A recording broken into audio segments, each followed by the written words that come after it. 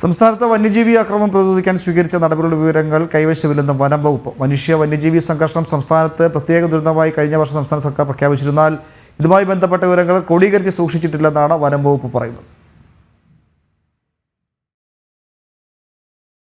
സംസ്ഥാനത്തെ വന്യജീവി അക്രമം രൂക്ഷമായ സാഹചര്യത്തിൽ കഴിഞ്ഞ വർഷം മാർച്ചിലാണ് മന്ത്രിസഭായോഗം കൂടി മനുഷ്യ വന്യജീവി സംഘർഷം പ്രത്യേക ദുരന്തമായി പ്രഖ്യാപിച്ചത്. പ്രശ്നങ്ങൾ കൈകാര്യം ചെയ്യുന്നതിനുള്ള നോഡൽ ഓഫീസറായി ചീഫ് വൈൽഡ് ലൈഫ് വാർഡനെ ചുമതലപ്പെടുത്തി. മന്ത്രിതലം മുതൽ പ്രാദേശിക തലം വരെ ജാഗ്രതാ സമിതികൾ രൂപീകരിക്കാനും തീരുമാനമായിരുന്നു.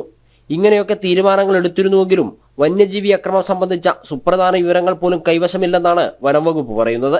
മനുഷ്യ വന്യജീവി സംഘർഷങ്ങൾ തടയുന്നതിനുള്ള വിവിധ പദ്ധതികൾ, കേന്ദ്ര സർക്കാരിൽ നിന്നുള്ള ധനസഹായം, ഫെൻസിംഗ്, ആനമതിൽ എന്നിവയുടെ നിർമ്മാണത്തിലെ നിലവിലെ സ്ഥിതി, വന്യജീവി അക്രമത്തിൽ മരണപ്പെട്ടവരുടെ കുടുംബാംഗങ്ങൾക്ക് നൽകിയ സഹായങ്ങൾ, പ്രാദേശികമായ ജാഗ്രതാ സമിതികളുടെ എണ്ണം തുടങ്ങിയ വിവരങ്ങളൊന്നും വനം വകുപ്പിന്റെ കൈവശമില്ല.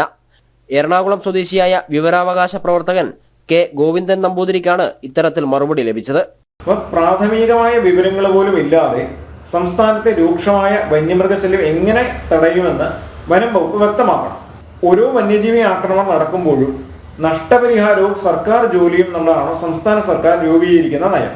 അപ്പോൾ എന്തുകൊണ്ടാണ് കോടികളുടെ പ്രതിരോധ പ്രവർത്തനങ്ങൾക്ക് ഫണ്ട് ഉണ്ടായിട്ടും ഇത് കൃത്യമായി ഉപയോഗിക്കാതെ പ്രതിരോധ പ്രവർത്തനങ്ങൾക്ക് സംസ്ഥാന സർക്കാർ ഊന്നൽ നൽകാത്തതെന്ന് വ്യക്തമാക്കണം. വന്യജീവി അക്രമവും അനിഷ്ട സംഭവങ്ങളും ഉണ്ടാകുമ്പോൾ സുരക്ഷാ വീഴ്ച സംഭവിച്ചോ എന്ന് പരിശോധിക്കുമെന്നാണ് വനം മന്ത്രി എപ്പോഴും പറയുന്നത്.